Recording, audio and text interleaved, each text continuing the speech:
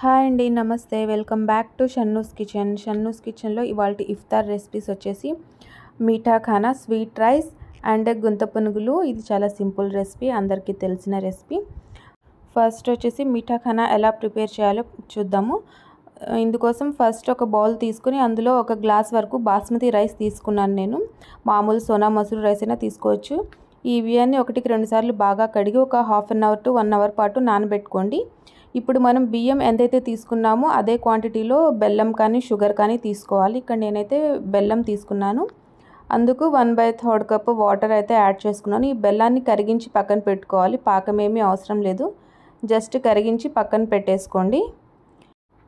ఇప్పుడు ఇంకొక బౌల్ తీసుకోండి. ఇందులో మనం ఒక గ్లాస్ రైస్ తీసుకున్నాం కదా, అందుకు 4 గ్లాసుల వరకు వాటర్ పోసుకోండి. ఈ వాటర్ని మూత పెట్టి బాయిల్ అవ్వనివ్వాలి. ఇందులో కొంచెం సాల్ట్ వేసుకోండి, ఎక్కువ కాదు, జస్ట్ రుచి కోసం కొంచెం సాల్ట్ వేసుకుంటే సరిపోతుంది. ఇప్పుడు మూత పెట్టి రోలింగ్ బాయిలింగ్ వచ్చేంత వరకు ఉంచండి. రోలింగ్ బాయిలింగ్ వచ్చిన తర్వాత మూత తీసేసి మనం ఆల్రెడీ కడిగి పెట్టుకున్న బియ్యాన్ని స్ట్రెయిన్ చేసేసి వాటర్ ఏమీ లేకుండా ఓన్లీ ఆ బియ్యాన్ని అందులో వేసేసుకోండి. దానికి ముందు ఇంకొంచెం కలర్ వేసుకోండి. కలర్ వేసుకుంటే ఈ మీఠా ఖానా అనేది టెక్స్చర్ అయితే బాగుంటుంది. కలర్ అనేది పూర్తిగా ఆప్షనల్, మీకు ఇష్టం ఉంటే వేసుకోండి, లేకపోతే స్కిప్ చేసేయండి. ఇప్పుడైతే ఇక్కడ వాటర్ అంతా వంపేసి నేను రైస్ అయితే వేస్తున్నాను. ఈ రైస్ వచ్చేసి మ్యాక్సిమం మొత్తంగా ఉడికిపోవాలి. బాగా కలుపుకొని హై ఫ్లేమ్ మీద కొంచెం సేపు ఉడికించండి. ఈ రైస్ అనేది బాగా ఉడికిపోవాలి, ఎందుకంటే మళ్ళీ మనం స్వీట్ వాటర్ వేసాక రైస్ అనేది ఉడకదు, కాబట్టి మ్యాక్సిమం రైస్ అనేది ఉడకాలి. ఈ రైస్ మొత్తం ఉడికిన తర్వాత వాటర్ ఏమీ లేకుండా ఒక స్ట్రైనర్లో వేసుకొని పెట్టేసుకోండి. ఇప్పుడు మరొక బౌల్ తీసుకొని అందులో ఒక 2-3 టేబుల్ స్పూన్ల వరకు నెయ్యి వేసుకోండి. నెయ్యి వేసుకున్న తర్వాత నెయ్యి కొంచెం హీట్ అయ్యాక ఇప్పుడు ఇందులో ఎండు కొబ్బరి ముక్కలు వేసుకోండి. ఈ విధంగా పల్చగా కట్ చేసుకొని వేసుకోండి. ఈ రెసిపీకి ఎండు కొబ్బరి ముక్కలు అనేది టేస్ట్ అయితే చాలా బాగుంటుంది. ఈ ఎండు కొబ్బరి అనేది అస్సలు స్కిప్ చేయొద్దు, ఇవి మాత్రం కంపల్సరీ వేసుకోండి, టేస్ట్ బాగుంటుంది. ఇవి మంచి కొంచెం గోల్డెన్ కలర్ వచ్చేంత వరకు వేయించుకోండి. ఇందులో కొన్ని జీడిపప్పు, కొన్ని కిస్మిస్ కూడా వేసుకొని వేయించుకోండి.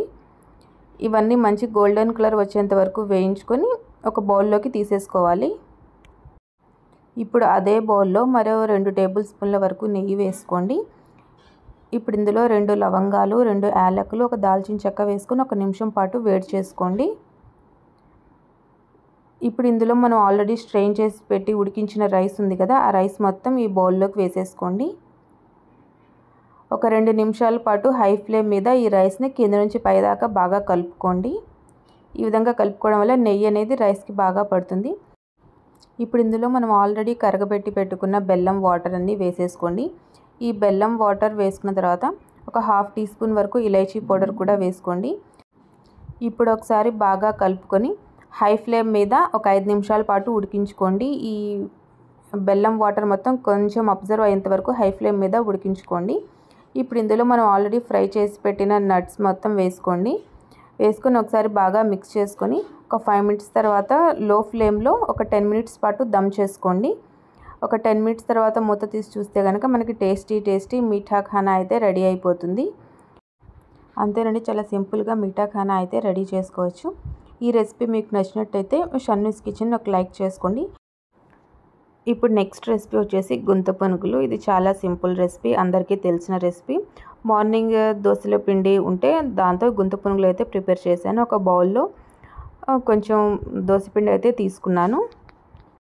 ఇప్పుడు ఇందులో క్యారెట్ అనేది తురిమి వేసుకున్నాను. అదేవిధంగా ఒక ఆనియన్, కొంచెం కొత్తిమీర కూడా ఈ విధంగా చాపర్లో చాప్ చేసి వేసుకున్నాను. ఒక పచ్చిమిర్చిని సన్నగా కట్ చేసుకొని వేసుకున్నాను. కొంచెం ఉప్పు వేసుకున్నాను అండ్ కొంచెం పసుపు కూడా వేసుకున్నాను. ఒక పచ్చిమిర్చిని ఈ విధంగా సన్నగా చాప్ చేసుకొని వేసుకున్నాను. వీటన్నిటిని బాగా మిక్స్ చేసుకోవాలి. కొంచెం ఒక 2-3 టేబుల్ స్పూన్ల వరకు వాటర్ అయితే వేసేసి బాగా మిక్స్ చేసేసుకోవాలి. వాటర్ క్వాంటిటీ అనేది చూసి వేసుకోండి, మరి ఎక్కువ వేసుకున్నా మనకు గుంత పొంగనాలు అనేవి సరిగ్గా రావు. ఈ విధంగా బ్యాటర్ కలిపి పక్కన పెట్టేసుకోండి. ఇప్పుడు గుంత పునుగుల ప్యాన్ పెట్టేసుకొని అందులో కొంచెం ఆయిల్ వేసుకొని ఈ విధంగా వీడియోలో చూపిస్తున్నట్టుగా బ్యాటర్ని అయితే ఈ విధంగా కొంచెంగా వేసుకోండి. ఇప్పుడు మూత పెట్టి మీడియం ఫ్లేమ్ మీద ఒక 2-3 నిమిషాల పాటు ఉడికించుకోండి. 2-3 నిమిషాల తర్వాత మూత తీసేసి అన్నిటినీ టర్న్ చేసేసుకోండి. ఈ విధంగా అన్నిటినీ టర్న్ చేసేసుకోవాలి. ఇప్పుడు మళ్ళీ మూత పెట్టేసి మరోవైపు కూడా ఒక 2 నుంచి 3 నిమిషాల పాటు ఉడికించుకుంటే కనుక టేస్టీ గుంత పునుగులు అయితే రెడీ. ఇవాల్టి ఇఫ్తార్ రెసిపీస్ కనుక మీకు నచ్చినట్టయితే షన్నూస్ కిచెన్ని లైక్ చేయండి, షేర్ చేయండి అండ్ సబ్స్క్రైబ్ చేయండి. పక్కనే ఉన్న బెల్ ఐకాన్ని క్లిక్ చేయండి. నేను పెట్టే ప్రతి నోటిఫికేషన్ మీ దాకా వస్తుంది. Thank you for watching.